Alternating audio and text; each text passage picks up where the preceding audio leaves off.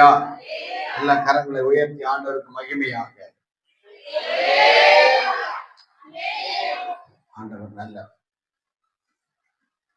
நாம் தொடர்ந்து தேவனுடைய பரிசுத்தத்தை குறித்து நாம் பார்த்துக் கொண்டு வருகிறோம். அல்லேலூயா. ஆனால் இன்றைக்கு பார்க்கிற ஒரு காரியம் மிக முக்கியமான ஒரு காரியம். ஆமே, எல்லாமே முக்கியம்தான் நமக்கு, இது ரொம்ப முக்கியம். அல்லேலூயா.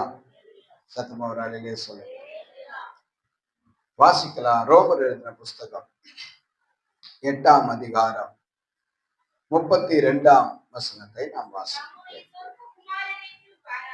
தன்னுடைய சொந்த குமாரன் என்று பாராமல் நாம் எல்லோருக்காகவும் அவரை ஒப்பு கொடுத்தவர், அவரோட கூட மற்ற எல்லாவற்றையும்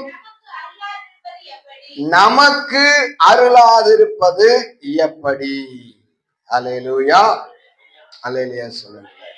சத்தமா ஒரு அல்லேலூயா சொல்லுங்க.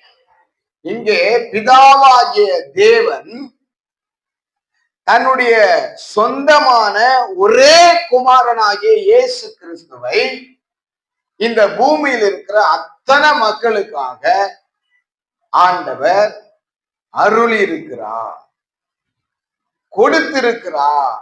அல்லேலூயா சொல்லுங்க. அவரே உங்களுக்காக கொடுத்திருக்கும் போது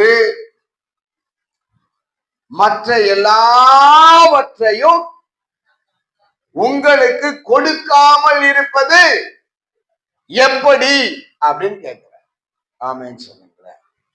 இதுக்கு உதாரணமாக நாம் ஆபிரகாமுடைய வாழ்க்கையை கொஞ்சம் பின்பாக போய் நாம் பார்ப்போமானால், அதே பிதாவாகிய தேவனுக்கு ஒப்பாக ஆபிரகாம் ஒப்பிடப்படுகிறார். குமாரனாகிய இயேசு கிறிஸ்துவுக்கு ஒப்பாக ஈசாக்கு ஒப்பிடப்படுகிறார். அல்லேலூயா சொல்லுங்களேன். வாசிக்கலாம். ஆதியாகமம் எழுதின புஸ்தகம் 22ஆம் அதிகாரம். அந்த அதிகாரம் முழுவதும் அந்த சம்பவங்கள் சொல்லப்படுகிறது. ஆனால் சில குறிப்பிட்ட வசனத்தை மாத்திரம் நாம் வாசித்து இந்த காரியங்களை நாம் அறிந்து கொள்வோம். 13ஆம் வசனத்திலிருந்து நாம் வாசிக்கிறோம். ஆபிரகாம் தன் கண்களை ஏறெடுத்து பார்க்கும் பொழுது, இதோ பின்னாக புதரிலே தன் கொம்புகள் சிக்கிக் கொண்டிருந்த ஒரு ஆட்டுக்கடாவை கண்டான். அப்பொழுது ஆபிரகாம் போய் கடாவை பிடித்து அதை தன்னுடைய குமாரனுக்கு பதிலாக தகன பலியிட்டான். ஆபிரகாம் அந்த இடத்திற்கு யெகோவா ஈரே என்று பெயரிட்டான். அதனாலே கர்த்தருடைய பர்வதத்திலே பார்த்து கொள்ளப்படும் என்று இந்நாள் வரையிலும் சொல்லப்பட்டு வருகிறது. கர்த்தருடைய தூதனானவர் 2ஆம் தரம் வானத்திலிருந்து ஆபிரகாமை கூப்பிட்டு, நீ உன்னுடைய புத்திரன் என்றும் உனக்கு இருக்கிற ஒரே பிள்ளை என்று நீ பாராமல் அவனை ஒப்பு கொடுத்து இந்த காரியத்தை செய்தபடியால்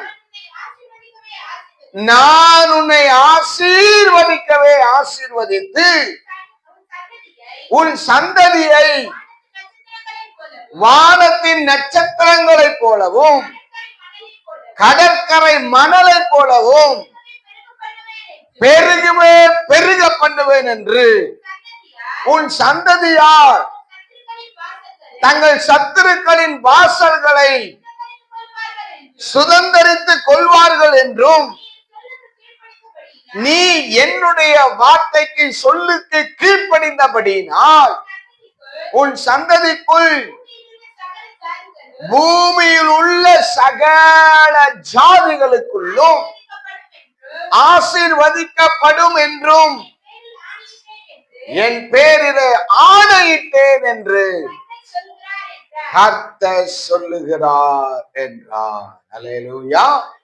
பாருங்க, இந்த வாக்கியம் இந்த அதிகாரத்துல என்ன சொல்லப்படுகிறது?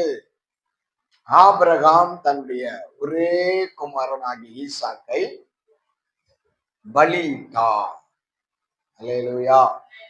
ஆண்டவர் அவருக்கு சொன்னார், அப்படியே கீழ்ப்படிந்து அதை செய்தார்.